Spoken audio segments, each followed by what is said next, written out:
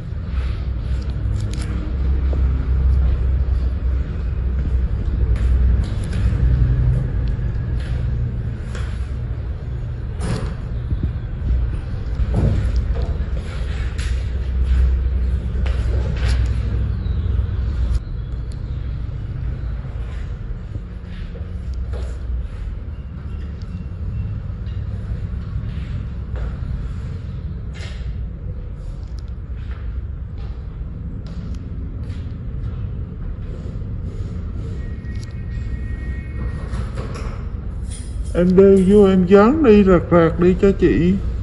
Em đeo vô em dán xong cái là chị đeo. Em cởi ra cái là chị đeo.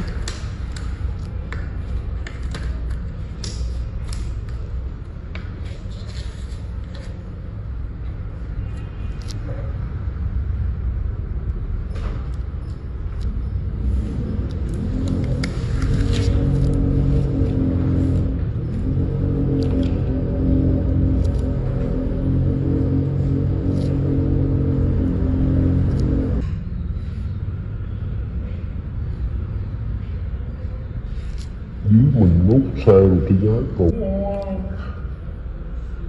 Không, hoán không thực tế từng nữa. Chứ còn điều mình nói là mình mua thì không tiếc. Có sao cái vậy thì mình thấy mua được trước em tặng cho em lớp 1. Lớp 1 tặng cho một cũng đẹp đó. Nếu mất gì thôi bữa em thấy bông ấy nó rồi sách cầm cái rồi ra nó giá trị.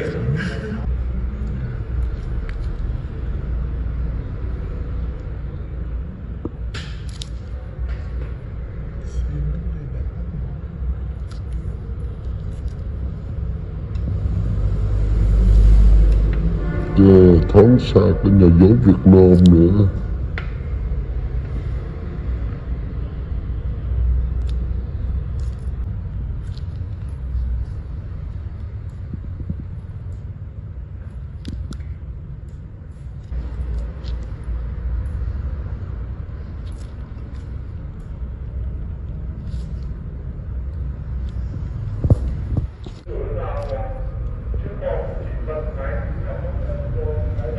Nhưng mà những năng lượng chỉ sử dụng cho mà nó nóng quá.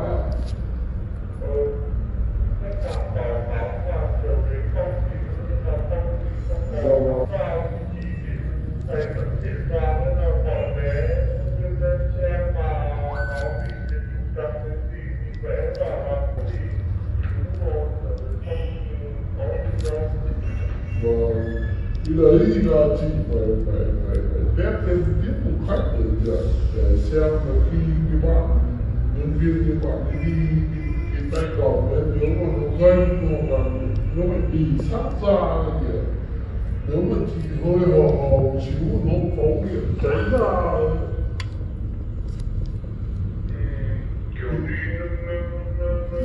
bằng nó bị khi nó gần xíu là nó nóng hơn bình thường, tôi phải tiếp xúc hết cái bản cực nữa. Thì giờ chỉ test cái bản thân thì bạn lúc nào cũng test lưng hoặc là chân của khách hàng rồi thì là chỉ thử test còn thứ ba máy áp ra đấy nếu mà thay cái con ấy thì trị giá cái con thì có mấy trăm người vậy.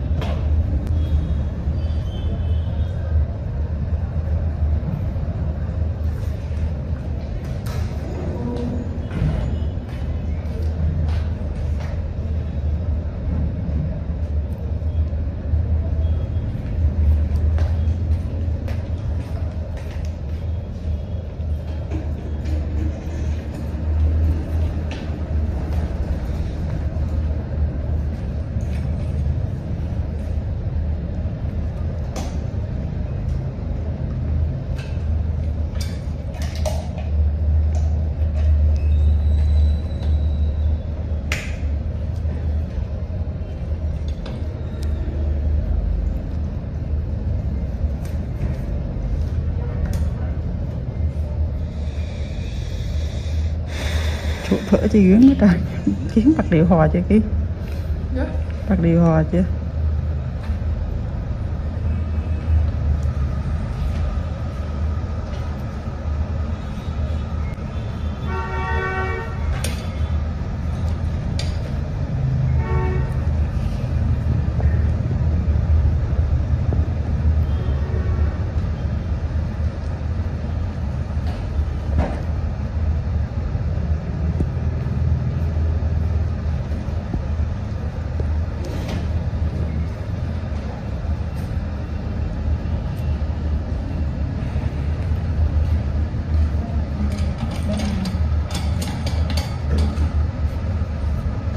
Bụng cô này nhìn nhỏ mà làm rắn to dễ sợ.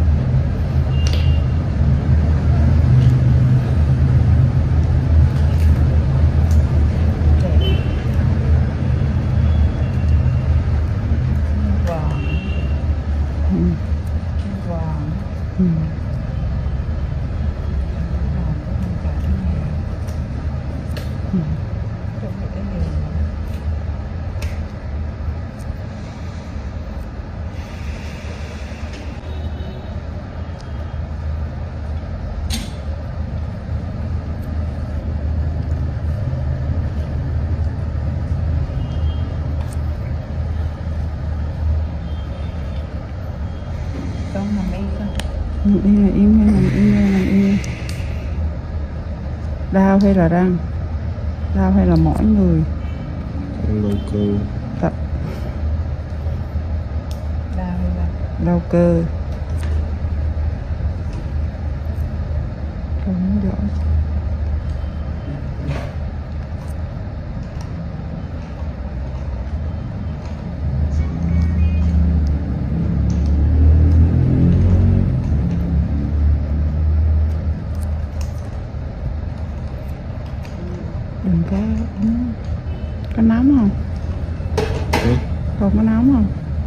nóng.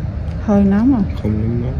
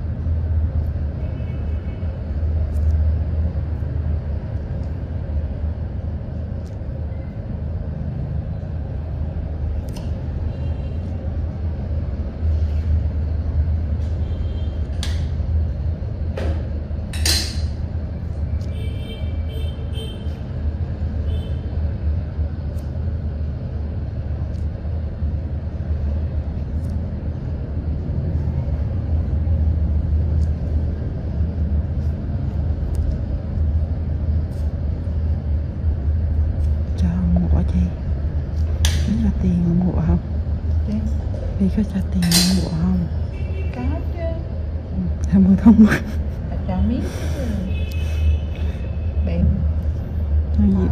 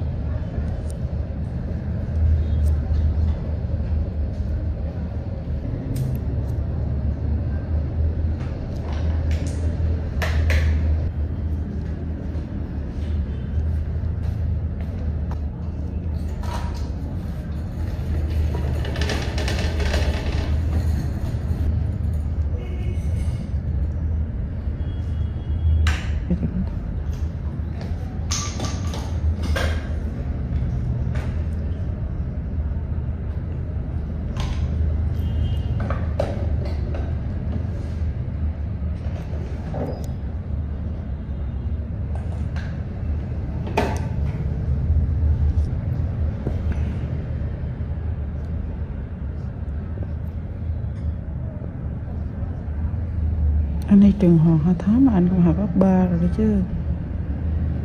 Cấp 3 rồi.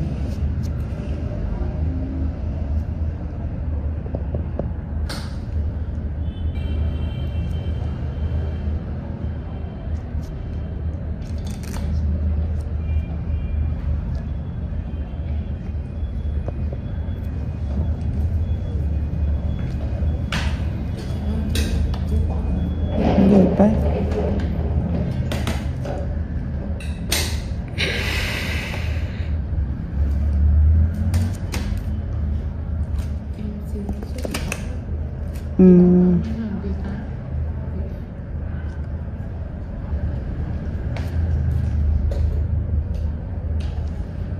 Trường Hoàng Hoa Thám nó như trường nó dỗ lắm. Ngàn ngữ với Phan Duy Trinh.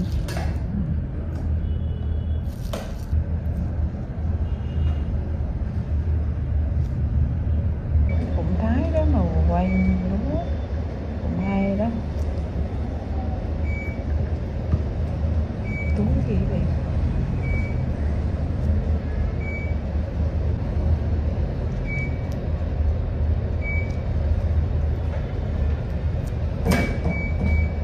Cái Sam cái lá điện thoại của bé nữa. Cái nhắn tin cho anh Mạnh á, Mạnh Triệt Long á, Mạnh máy Triệt á, cái nhắn là cái máy tắt cái nút tích đó chỗ mù Không thì làm sao cho khách đi rồi chạp nhắn không được. Hello, welcome to BKM channel. With transcendent driving traits and terrific twin-turbo flat-six engines, the 2022 Porsche 911 is a nearly flawless sports car, and it's an obvious editor's choice winner. Apart from being too expensive for most enthusiasts, Porsche's iconic 2+2-seater is as immersive as it is versatile. Along with the aforementioned flat-six, which produces a distinctive snarl and makes between 379 and 473 horsepower, we reviewed the higher-powered GT3 and turbo variants separately. The lineup offers a quick-shifting dual-clutch automatic or a manual transmission and rear or all-wheel drive. The latter ensures its incredible performance can be enjoyed in all 4 seasons. The 911 comes in coupe, cabriolet, reed, convertible, or quasi-convertible Targa body styles. The beauty of the 911 is that its athleticism doesn't diminish its livability. Its ride is surprisingly civil considering its cornering limits and race car-like steering feel. Its interior is roomy up front and can be lavishly appointed, and its driver is treated to a satisfyingly low seating position, but also excellent outward visibility. What's new for 2022? For 2022, the GTS trim level joins the 911 family. Along with a 473 horsepower version of the lineup's ubiquitous twin-turbo flat-six, it's available with an 8-speed automatic or 7-speed manual transmission and rear or all-wheel drive. The GTS is offered in all 3 body styles too. Its most notable features include a specially tuned suspension as well as 20-inch front and 21-inch rear wheels with black center locks as seen on the 911 Turbo. Likewise, the GTS inherits larger iron brake rotors from the top-tier Turbo. There's also a lightweight package that removes the rear seats and adds carbon fiber front buckets, lighter glass, and a rear-wheel steering system. The 2022 911 receives Porsche's latest infotainment software, including new features such as Android Auto. To celebrate 50 years of Porsche design, a limited number, 750, of special edition 911 Targas will be offered. Based on our experience with myriad 911 models, we can confidently recommend the Carrera S. It boasts 64 horses more than the standard Carrera, and we'd be happy with either the engaging manual transmission or the snappier dual-clutch automatic. Those who want to enjoy their 911 year-round, but have to deal with slippery winter conditions can add all-wheel drive for $7,300 if you feel 4 winter tires aren't enough. We're content with the coupe body style, especially since the cabriolet costs almost $13,000 more. We'd also opt for the Sport Chrono package that adds launch control, additional drive modes, and more. The Sport Seats Plus provide more supportive front buckets, and the Sport package adds a lowered suspension and a louder exhaust system. Our selection of upgrades would conclude with ventilated front seat cushions, passive entry, a heated multifunction GT steering wheel, and Porsche's Dynamic Light System Plus that features automatic high beams and headlights that swivel in the direction the front tires are pointed. We'd also recommend taking advantage of the Porsche Experience Center. For $395, plus a $50 damage waiver fee, you will be received coaching and track time in your new Porsche at either the Atlanta or Los Angeles location. If you don't live in those areas, you can travel and book time in one of Porsche's vehicles instead. Prices for those experiences range from as low as $400 to as high as $900 depending on location and model, engine, transmission, and performance. Mounted in the rear of the 911 is a twin-turbo 3.0-liter flat six-cylinder engine. The base Carrera has 379 horsepower, the S pumps out 443 ponies, and the GTS generates 473 horses. While every model comes standard with a ridiculously quick-shifting 8-speed automatic transmission, a sweet 7-speed manual is offered on the S and GTS. The Coupe and Cabriolet have standard rear-wheel drive, but they can be fitted with all-wheel drive for four-season, high-performance driving. The Targa is all-wheel drive only. We've tested the base Carrera as well as several variations of the more powerful Carrera S, which proved its prowess at the racetrack and its incredible traction in adverse weather conditions. No matter the application, every 911 has astonishing acceleration, especially when the gleefully good launch control is utilized. At our test track, the GTS model bolted to 60 miles per hour in just 2.8 seconds when equipped with the 8-speed automatic. With the 7-speed manual, the 911 GTS delivered a slightly slower 3.2-second result in the same test. Porsche's optional sport exhaust system also helps enhance the experience by providing a fuller engine note. Best of all, the 911 is as comfortable as ever, and also better to drive. Its steering is communicative and brilliantly direct, and the coupe and convertible have increased cornering grip and stability. The ride quality is surprisingly supple too, despite the 911's amazing body control, which allow drivers to seamlessly switch between relaxed and spirited romps. Fuel economy and real-world MPG. With EPA ratings of 18 miles per gallon city and 25 highway, the Carrera S with the manual transmission is the most fuel-efficient 911. However, other 911 models' fuel economy estimates don't drop much farther from those figures. On our 75 miles per hour highway route, a Carrera and Carrera S, both equipped with automatics, earned impressive results of 33 and 30 miles per gallon, respectively. For more information about the 911's fuel economy, visit the EPA's website. Interior, comfort, and cargo.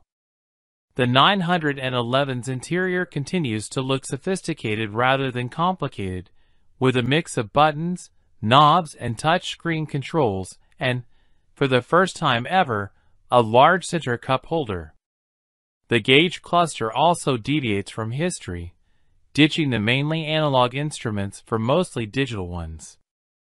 While these screens have some user experience issues and can be blocked by the steering wheel, the central tachometer still uses a physical needle that follows the engine's revs towards its heavenly 7,400 RPM redline. The 911's low-slung driving position and supportive front seats are fantastic, and the steering wheel has a wide range of adjustment. We only wish Porsche used less piano black trim on the center console, provided more interior cubby storage, and gave this icon of a car a grander shifter than the stubby flipper that comes on automatic-equipped models. Although the 911 continues to offer seating for up to 4 in theory, the tiny back seats remain as hostile to adults as they were when 911s first hit the road in the mid-1960s. Infotainment and connectivity. Every 911 is outfitted with a 10.9-inch touchscreen integrated into the middle of the dashboard. In addition to voice commands and buttons on the steering wheel, the center screen also features rotary push-button controls on the console. The infotainment system supports a Wi-Fi hotspot, wireless Apple CarPlay, and wired Android Auto. Porsche does provide 2 high-end surround sound systems that include a 12-speaker Bose unit and a 13-speaker Burmester stereo. Safety and driver assistance features. The 911 is available with myriad driver assistance technologies, including desirable options such as automatic high beams, blind spot monitoring, and even night vision. For more information about the 911's crash test results, visit the National Highway Traffic Safety Administration, NHTSA, and Insurance Institute for Highway Safety, IHS, websites. Key safety features include standard forward collision warning and automated emergency braking, available lane departure warning and lane keeping assist, available adaptive cruise control, warranty and maintenance coverage. Porsche's warranty coverage is standard for the segment, with a first maintenance visit covered free of charge. However, rivals such as the Jaguar F-Type offer more value by covering maintenance for up to 5 years. Limited warranty covers 4 years or 50,000 miles. Powertrain warranty covers 4 years or 50,000 miles. Complimentary maintenance is covered for 1 year or 10,000 miles. Hello, welcome to NT Car Reviews channel. 2022 BMW X3 xDrive 30i. Apparently Goldauction is German for Goldilocks, but you could do worse than new 2022 BMW X3. It's roomier than the small, sporty X1, but not as large or expensive as the X5. There's a reason X3s are the best-selling BMW. In some years, they're not just the best-selling SUV, but these bad boys have also been known to outsell the ever-popular 3 Series sedans. We spent a year in the X5, and were suitably impressed by its 3.0-liter turbocharged 6-cylinder and technology offerings. The X3 has the smaller engine and most of the tech. Can it deliver similar results? What did we get? We got a 2022 BMW X3 xDrive 30i 5-seater SUV with a starting MSRP of $45,700. In BMW speak, xDrive means all-wheel drive, AWD, which bumps up the overall cost from the base xDrive 30i model. The 30i references the entry-level engine. In this case, that engine is a 2.0-liter turbocharged 4-cylinder, 248 horsepower, 258 lb-ft of torque. The EPA says it's good for 24 miles per gallon combined, 21 city/28 highway. Between us, I started daydreaming after typing AWD. I've wanted to learn to snowboard ever since fracturing multiple bones last time I hit the slopes in high school, and I can't wait to drive this X3 to the mountains. Standard equipment highlights include an 8-speed automatic transmission, stability and traction control, Apple CarPlay and Android Auto compatibility, iDrive 7.0 with voice controls, a power tailgate, a rearview camera, and LED headlights. It also has a long list of driver assistance features such as forward collision, lane departure, and blind spot warning systems. Adding the premium package cost $3,450 and gave us a heated steering wheel, lumbar support, heated front seats, a head-up display, a panoramic sunroof, and the ever-popular gesture control. We'll be flicking our fingers at the stereo in no time. I'm told Tanzanite Blue 2 Metallic is named for the gemstone found only in Tanzania. Choosing this radiant color tacked on another $1,500. The microchip shortage led BMW to delete both the BMW Digital Key and passenger lumbar support. Those features, though dearly missed, saved us $80 and $175, respectively. The destination charge, however, tacked on $995, bringing our total to $51,390. Why did we get it? The X5 really impressed the Edmunds staff. Getting a chance to drive it's more popular and more economical, yes, it's still a BMW, you don't have to tell me. Sibling is an intriguing proposition. This is the best-selling vehicle BMW produces, better than both the X5 and 3 Series sedan. If we need another reason, well, we haven't had one in our long-term test fleet since the 2012 model year. We're talking Heat Thunder NBA Finals, which I hate to mention was a literal decade ago now. So follow us on our 12-month test drive of BMW's latest offering in the small luxury SUV segment. We'll see how the X3 xDrive 30i stacks up against other trim levels like the rear-wheel drive X3 xDrive 30i or high-performance X3 M40i. We also look forward to comparing it to its top rivals, Audi Q5, Acura RDX, Genesis GV70, Mercedes-Benz GLC, and Porsche Macan. Of course, there will also be plenty of feedback from our daily routines. We smashed our previous fuel economy records thanks to a long road trip. File under EPA SHMEPA. That's 31.7 miles per gallon at the pump from DuPont, Washington, 92 octane. I will note for science, to Redding, California, average speed 70.5 miles per hour. EPA says 28 highway for X3 2.0 AWD. Check out that range, 539.8 miles. Diesel who? Josh Sadlier, Director, Content. Another note for my LA to Seattle Odyssey in the X3, cranking up the average speed to 75.8 miles per hour thanks to higher speed limits on I-5. I still saw 29.2 miles per gallon at the pump over the course of 452 miles. Again, the EPA says 28 miles per gallon highway for this thing. It's quite remarkable that I did better than that at 76 miles per hour. BMW still got that special sauce in the engine room. Josh Sadlier, Director, Content. How's the fuel economy 10,000 miles in? Overall, not bad. We're right at the EPA estimated number. Here's what one of our contributors had to say. I had a trip from LA to Santa Barbara to Paso Robles and snagged the X3.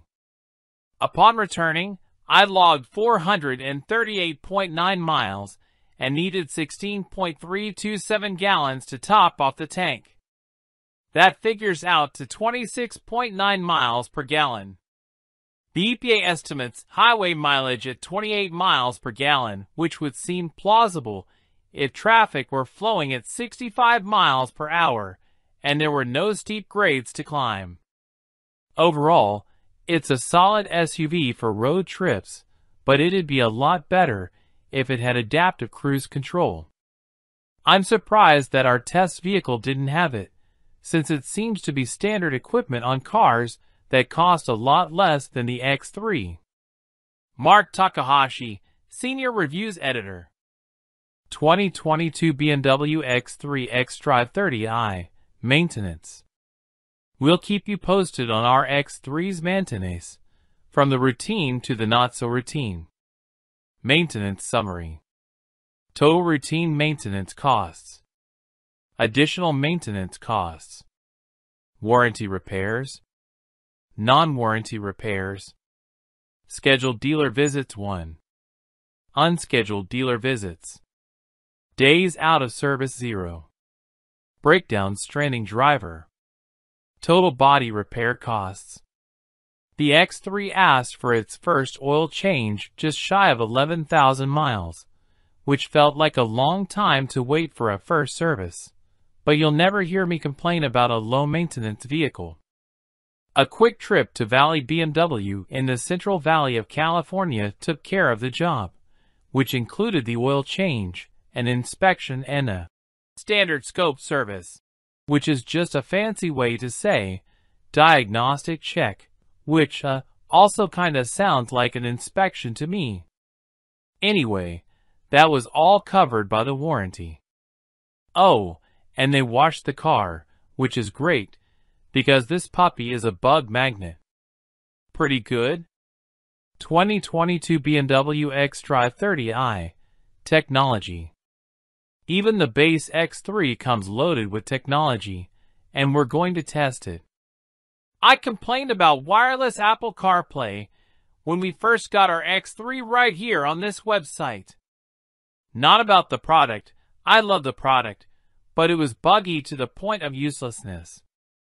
Since my gripes, it appears an over-the-air update has just about fixed the problems. Lag, spotty connectivity, you name it, the X3 had it.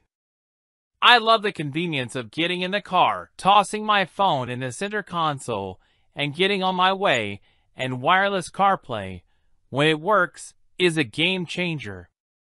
Jake Sundstrom, editorial assistant. I had heard that some of my coworkers had issues connecting their iPhones to our BMW X3 via wireless Apple CarPlay. I am therefore pleased to report, as of March 2022, that a recent iDrive system update has seemed to have remedied the situation. I drove our X3 for about 2 weeks straight and didn't experience any connection glitches or reboots. The response time, when you, say, click to skip to the next music track and have that track actually play, is slower compared to when connecting by way of a USB cord, but I've experienced that in other cars with wireless CarPlay too. Brett Romans, Senior Editor, Written Content. 2022 BMW xDrive 30i, Performance. Yes, it's an SUV, but it's still a BMW, right? How does it drive? It isn't a 3 Series, but the X3 certainly feels nimble on curvy roads, and there is a noticeable difference between driving it and its larger sibling, the X5. If you're deeply concerned about tearing up country roads before buying an SUV, perhaps wonder if the class of vehicle is the problem and not the model. But alas, a soapbox for another day. Jake Sundstrom, editorial assistant. The BMW gets up to speed with ease and takes to the curves better than most other comparable SUVs. Unfortunately, I don't think it does slow very well. I tend to perform limo stops, where you try to come to a complete stop without really feeling it stop completely. It's about finding the lightest touch on the brake pedal, but no matter what I try, the X3 refuses. As I roll towards a stop with featherlight brake pedal pressure, the smooth deceleration is inelegantly interrupted by some noticeable downshifts that cause some lurches. Then, just as the car is about to come to a stop, the brake pads grab the rotors, resulting in an even more noticeable lurch. It's not ideal, nor is it a deal breaker, but I would have expected a luxury car to be able to stop more smoothly, even if it is sporty and fun. Mark Takahashi, Senior Reviews Editor. Any thoughts on the steering? The steering in this X3 leaves me with mixed feelings. I really enjoy driving around town thanks to its small dimensions, tight turning radius, and overall maneuverability. On the highway, it's a different story. The steering wheel is numb off-center. So after a short time on a straight road, with the steering wheel pointed dead ahead, the car drifts slightly. It requires constant, small adjustments to keep the car in the middle of the lane. It happened often enough that I switched from comfort to sport mode, thinking the heavier steering setting might help. No such luck. Mike Schmidt, Senior Manager, Vehicle Testing Operations. What's the power situation? Don't challenge anyone to a drag race. It could seriously alter your future, Marty, but you'll likely be satisfied with how the X3 performs chugging up large hills. It never wants for power thanks to the single turbo assistance its 4-cylinder engine receives. Jake Sundstrom, editorial assistant. Typically, I'm firmly in the more motor camp, and there's no doubt that the X3's optional turbocharged 6-cylinder engine, specified in the M40i variant and boasting 382 horsepower, is a peach. But even though our 4-cylinder X3 xDrive 30 I makes a seemingly wimpy 248 horsepower. I never find myself thinking that its sauce is weak. There's plenty of punch for anything the commute might throw at you, and the numbers bear that out.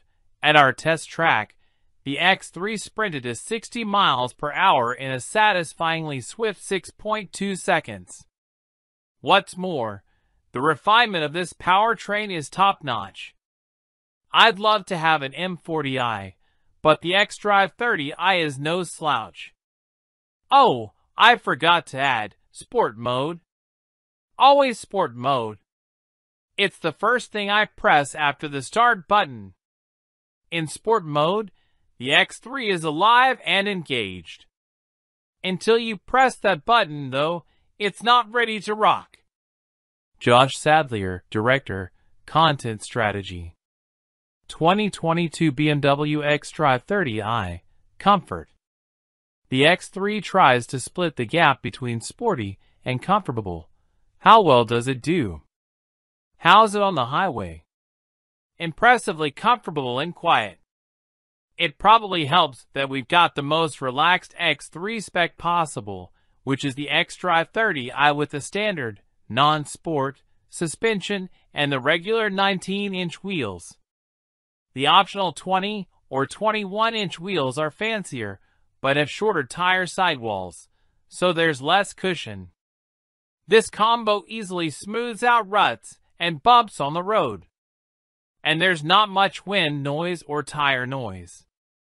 That combo makes our X3 a pleasing companion on a long drive. Brett Romans, Senior Editor, Written Content. Spending more than 5 hours driving to and from San Diego over the past weekend crystallized my disappointment in the X3's lack of adaptive cruise control. You may recall our fully loaded Kia Sorento, despite its flaws, came with ACC, making it a superstar when it came to road trip and high-traffic environments. It's one thing I find lacking on an otherwise very capable SUV. Jake Sundstrom, Editor, CarMax. How about around town? The BMW gets up to speed with ease and takes to the curves better than most other comparable SUVs. Unfortunately, I don't think it does slow very well. I tend to perform limo stops, where you try to come to a complete stop without really feeling it stop completely. It's about finding the lightest touch on the brake pedal. But no matter what I try, the X3 refuses. As I roll towards a stop with featherlight brake pedal pressure, the smooth deceleration is inelegantly interrupted by some noticeable downshifts that cause some lurches. Then, just as the car is about to come to a stop, the brake pads grab the rotors, resulting in an even more noticeable lurch. It's not ideal, nor is it a deal breaker, but I would have expected a luxury car to be able to stop more smoothly, even if it is sporty and fun. Mark Takahashi, Senior Reviews Editor. What about the front seats? You know, I'm a little underwhelmed. They're fine, but I found myself fiddling with the seats adjustments more than I thought I would. The seat isn't lacking for anything. Our test X3 has the upgraded four-way lumbar too, but I just can't seem to dial in a driving position I really love. Ultimately, I feel like I'm just sitting on a chair rather than being fully supported by something great. Brett Romans, Senior Editor, Written Content. Okay, but is the X3 too focused on comfort? BMW's been accused of turning its back on its traditional enthusiast clientele for many years now, but the X3 is one vehicle whose comfort-biased dynamics seem just right to me. There's a lot of suspension travel in this rig. Big dips and speed bumps really get it bouncing around, and no shortage of body roll either. But honestly, how many people really want flat cornering and a stiff ride in a luxury SUV? You get one of these to cruise around the city without a care, and that's exactly how I felt driving the X3 on LA's patchy pavement. Carefree. To be fair, the few times I did probe the X3's cornering potential, I found it to be decently athletic. But most folks will simply enjoy the X3's smooth and supple ride.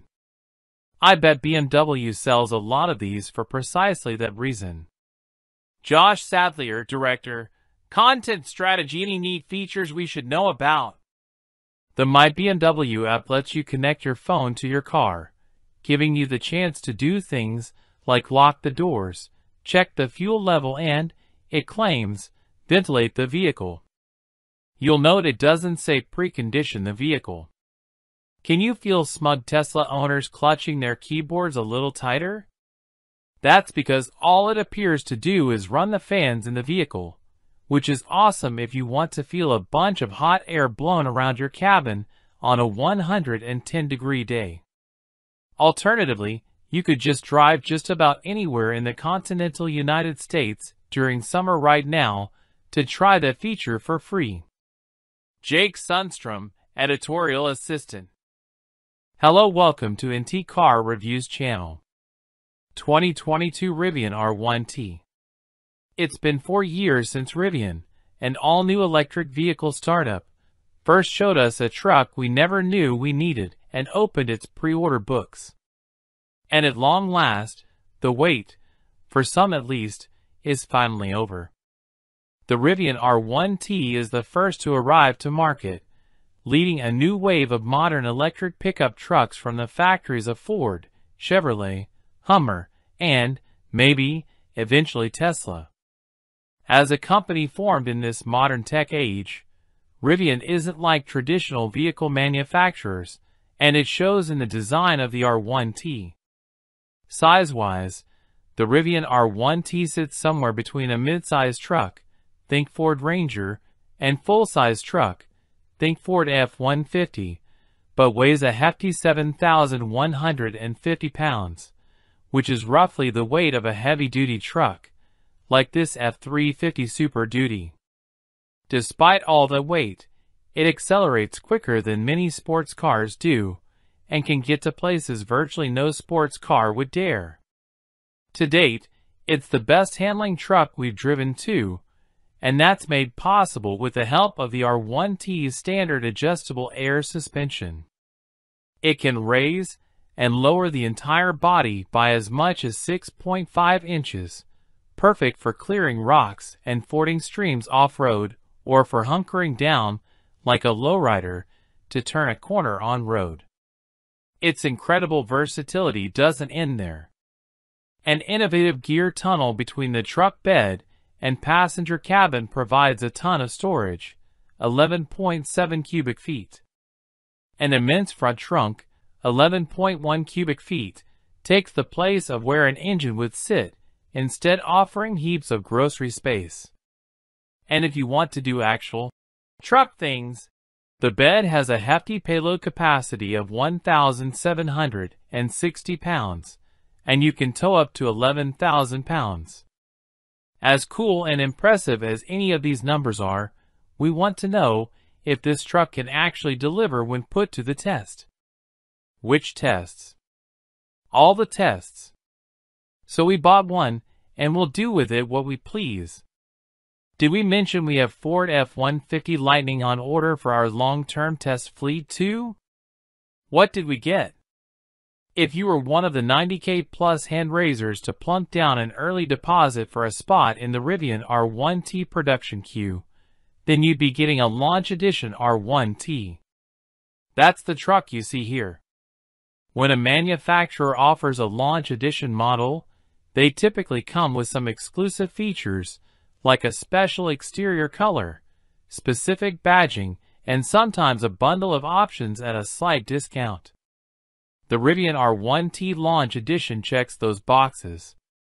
All launch editions come with quad-motor all-wheel drive, delivering a staggering 835 horsepower and 908 lb-ft of torque to whatever surface you happen to be rolling across.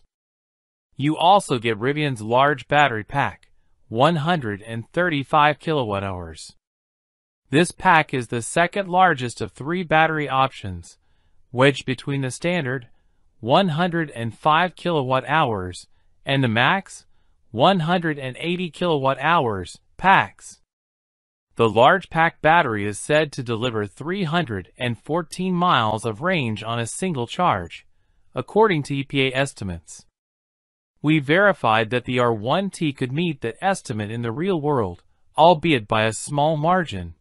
It traveled 317 miles on a single charge. Those 317 miles were on a truck wearing the standard 21-inch wheels and all-season tires.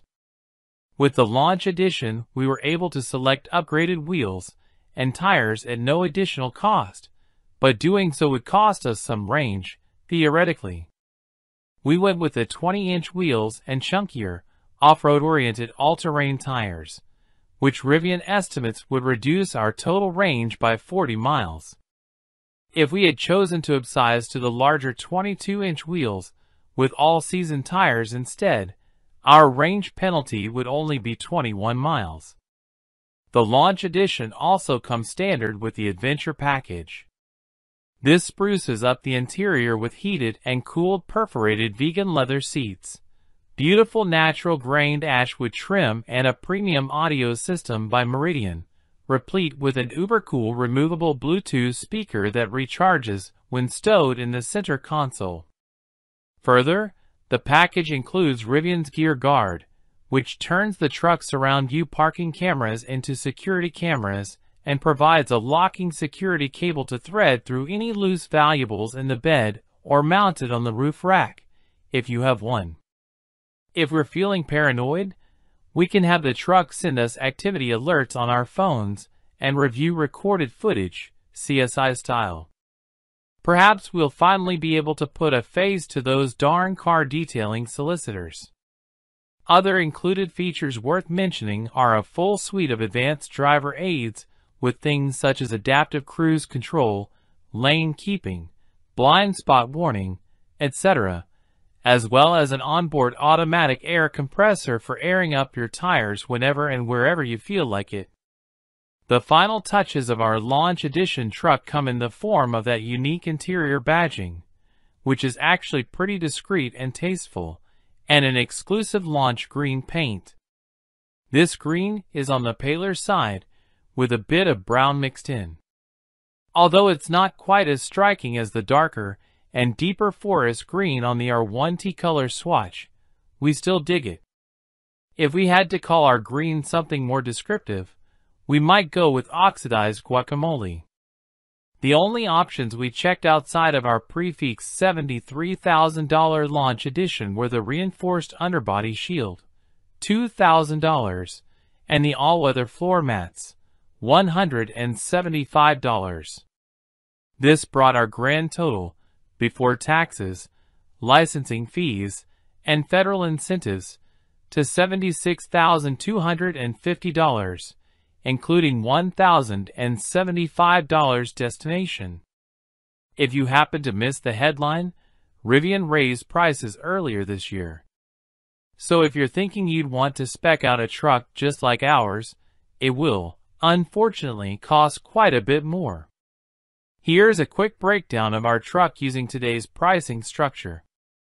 Our R1T Adventure package, $73,000. Quad motor AWD, $6,000. Dual motor AWD is now the new base offering. Large pack, battery $6,000, required for any quad motor truck. Forest green, $1,750. Any color other than LA silver is extra. Oxidized guacamole unavailable. 20-inch wheels with all-terrain tires, $2,500. Reinforced underbody shield, $2,000. Power tonneau cover, $3,000. All-weather floor mats, $200. Yup, even these went up in price. Destination, $1,075. Total estimated price, $95,525. Since we ordered our Rivian R1T, prices have gone up roughly 25%. For launch edition owners looking to make a quick buck, that's a pretty decent return if they decide to offload to the highest bidder. We, on the other hand, don't have any plans on selling anytime soon. Why did we get it? The list of reasons why you wouldn't get a Rivian R1T is probably a lot easier to compile. It's kind of expensive, especially after the price hike in early 2022. It's a larger vehicle if you don't have a lot of space to park, and it's the first vehicle from an all-new, untested company. Those things aside, how in the world could we pass up owning something so frickin' cool? Could you? Real-world fuel economy. With electricity being so cheap compared to gas prices, especially now, it's easy to gloss over the efficiency of an electric vehicle. To date, the Rivian R1T is the least efficient EV we've tested, at least until the Hummer EV arrives, using double the amount of battery juice to travel 100 miles as a Tesla Model 3. That's not so surprising considering how much it weighs, the fact that it has 4 electric motors to feed, and that it's shaped, well, like a truck. Here, we'll be tracking just how much electricity our R1T consumes on average, and then translate that into a language we all can hopefully understand a bit more clearly. Amperic drain sounds scary. What is it, and how does it apply to the Rivian R1T? Battery Drain Test Part 1. We started noticing our Rivian R1T had a lower state of charge when we came out to it in the morning than we left it overnight. This can happen with all electric vehicles in small quantities, especially when left parked for long periods of time. We were noticing it in larger than expected quantities after leaving it parked for just one night. So, we decided to put this battery drain, sometimes called vampiric drain, to the test. After leaving the R1T parked, and presumably very lonely, for 6 days we checked back in on our $75,000 truck. So, the truck dropped from a 71% state of charge all the way down to 51% after sitting idle for 6 days. Electric vehicles like the R1T are, of course, not exactly just sitting. They're running copious software to manage the battery and various systems to keep the truck functional, sort of like leaving your computer on sleep mode rather than shutting it all the way off. Of course, you have the option to power your computer down. You can't do that with your truck. Rivian released a software update, 2022.27.02, that may address some of the battery drain issues, so we plan to perform this experiment again and will note any performance improvements.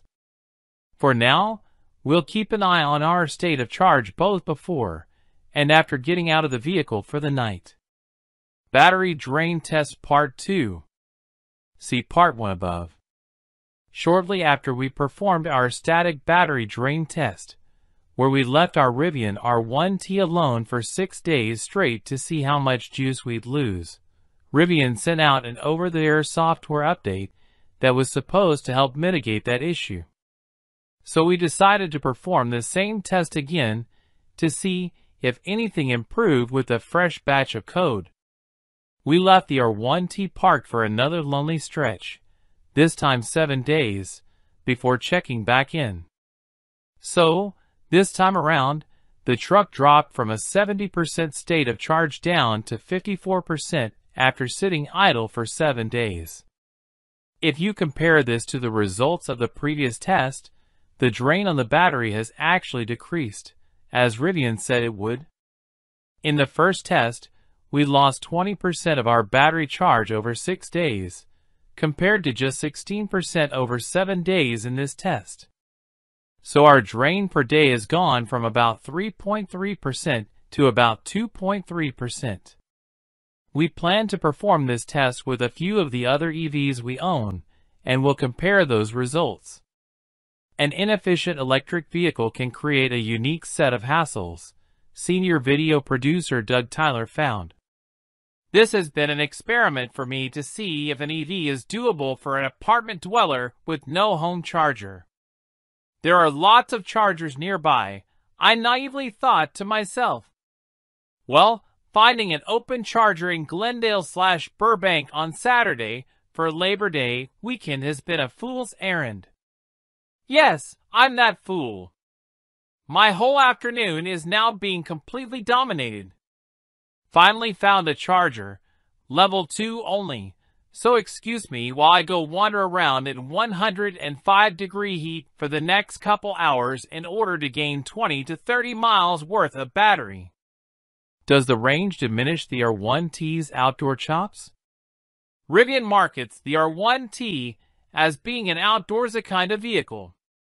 But I'm wondering how realistic it is to use an EV for off-road adventure. Here's an example. There's an off-road trail I'm familiar with. It's about 65 miles away from my house and is suitable for a day trip. If I fully charged our R1T at home, I'd have about 300 miles of range.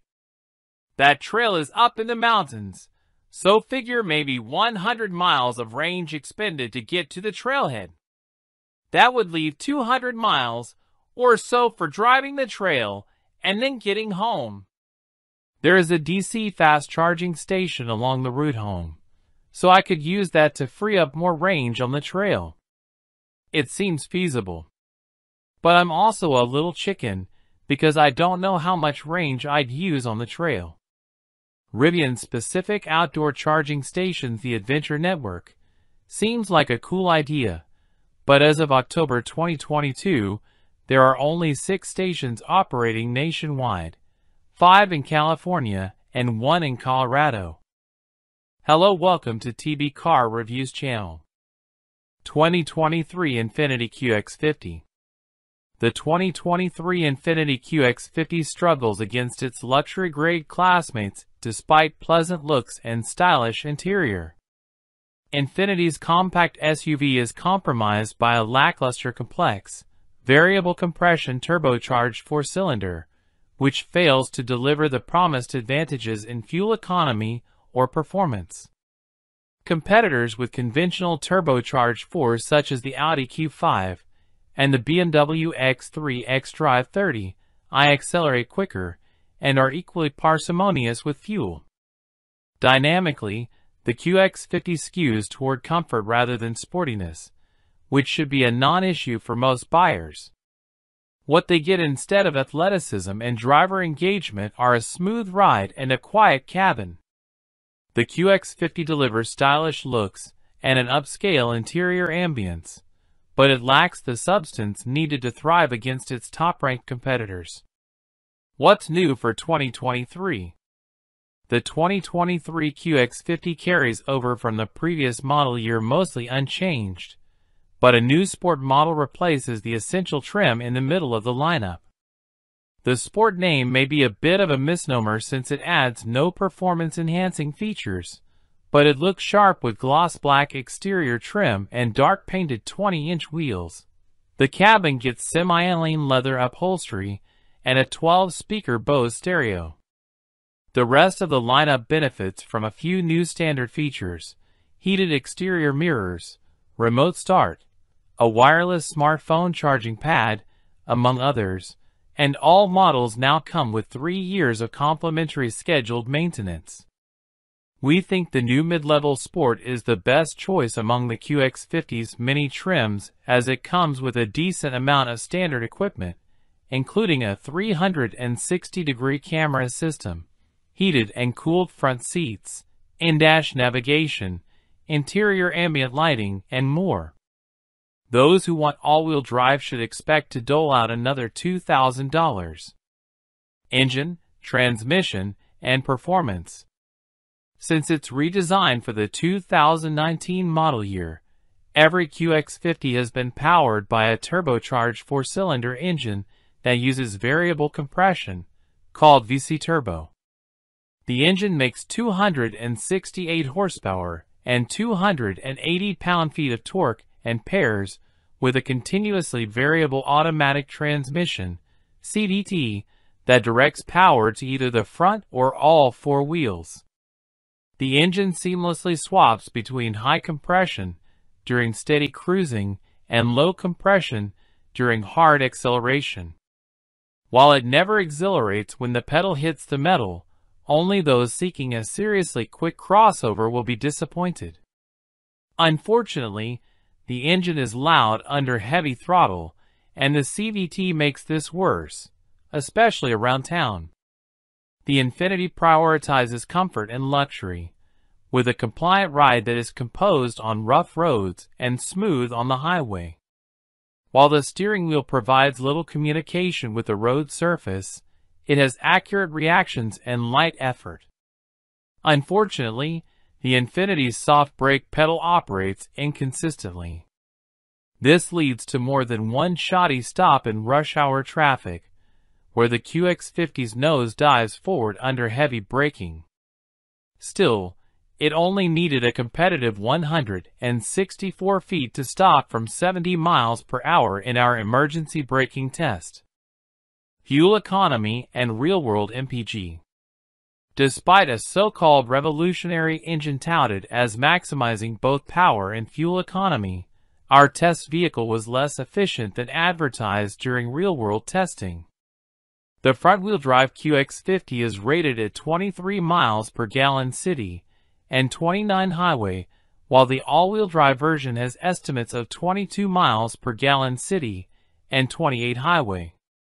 All these estimates align with the similarly equipped BMW X3 and Volvo XC60, but that's disappointing when you consider the VC turbo engine is intended to be more efficient than traditional alternatives.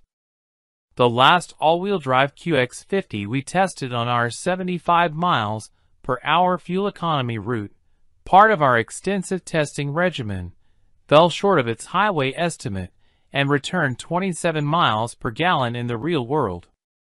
For more information about the QX50's fuel economy, visit the EPA's website.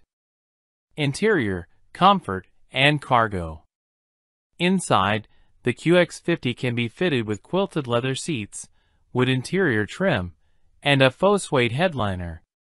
However, these upscale appointments are available only on the most expensive model. Still, every QX50 has a comfortable and quiet cabin that includes a spacious second row with reclining seat backs that prove to be a highlight of the 2019 QX50 that we had in our long-term test fleet. The QX50 has 31 cubic feet behind the back seat and up to 65 cubes with the 60-40 split folding rear bench folded flat. We managed to fit 9 carry-on suitcases with the seats up and 22 with them down. Both results were 2 more than the X3 held.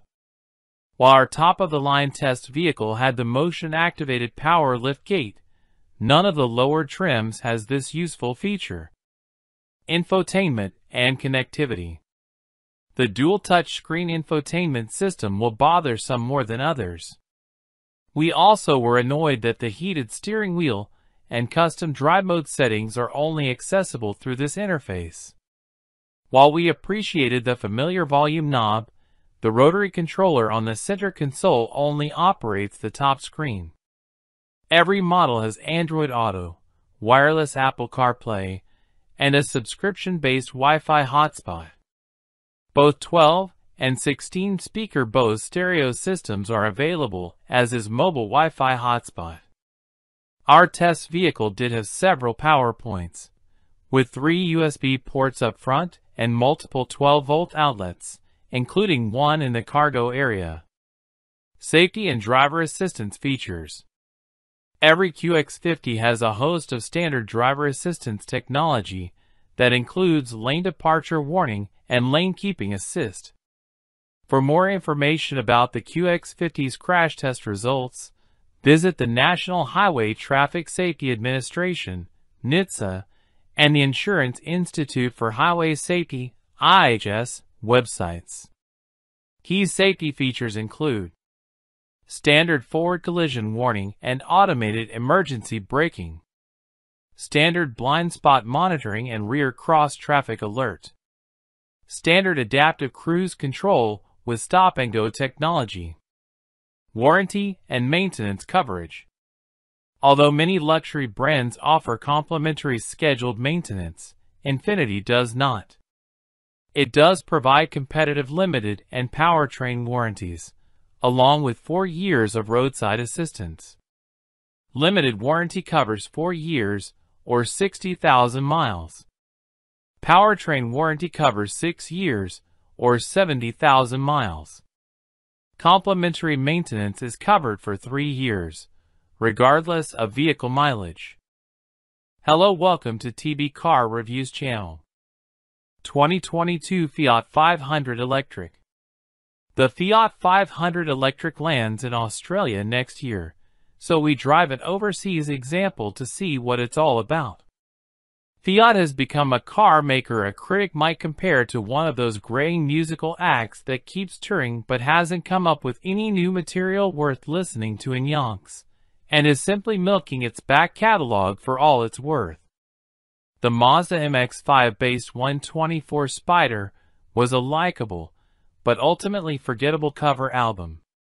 And the Fiat 500X was an unimaginative and somewhat cynical reinterpretation of old material.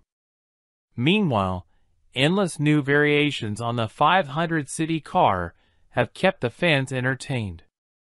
But at long last, Fiat may just have a worthy comeback album on its hands. Sure, the all-new, all-electric 500 has a familiar name and, from a distance, looks familiar, but don't let that fool you. The material here is truly fresh and original, and very current indeed.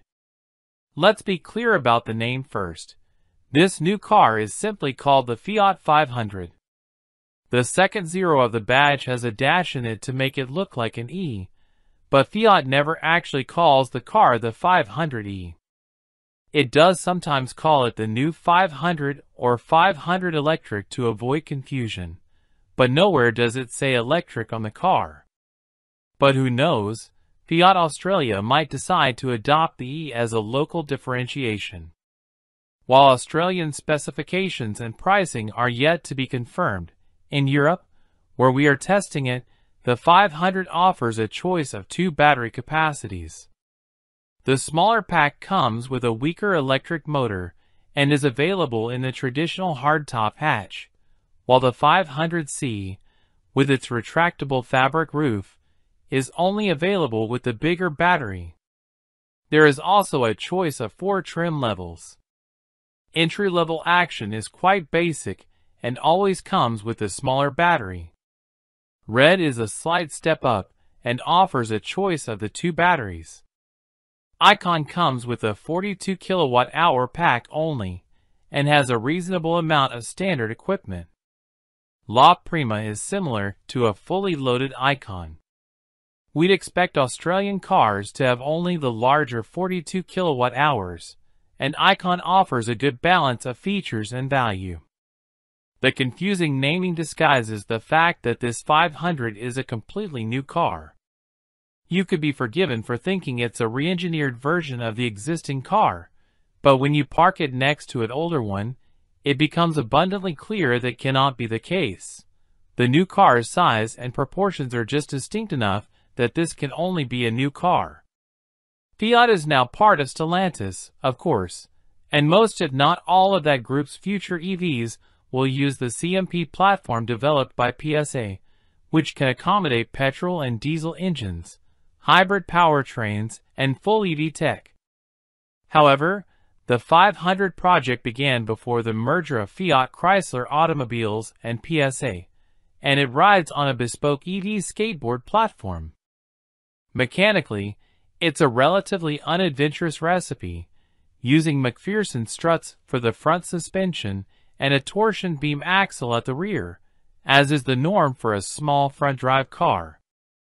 Not going with rear-wheel drive might seem like a missed opportunity given both the 500's history and the way the mass EV market is developing technically, but the traction benefits of RWD are limited in low-powered compact cars like this.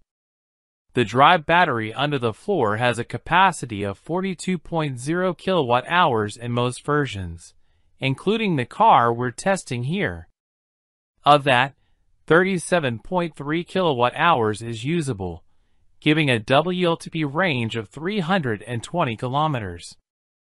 The smaller battery has just 21.3 kilowatt-hours of usable capacity, good for 190 kilometers. That base version comes with peak power of just 70 kilowatts, while other new 500s have 87 kilowatts. For a small car, the Fiat is heavy on account of its 295 kilograms battery pack. Its 1,365 kilograms curb weight dulls its performance somewhat, but it still managed to hit 100 kilometers per hour from rest in just 8.1 seconds. The 500 has 3 driving modes: Normal, Range and Sherpa. Normal has only slight regen, equivalent to engine braking in a petrol car. Range dulls the initial accelerator response and boosts the regen quite significantly but stops short of one-pedal driving. And Sherpa is like Range, but turns off the climate control and limits you to 80 kilometers per hour. City cars are generally not known for their engaging handling. Simple suspension layouts, modest limits of grip, and generally conservative wheel geometries, intended to promote stability rather than boost agility, see to that. As a result, adequate handling is really all that's required here. To our great delight, however, the 500 does a lot more than that.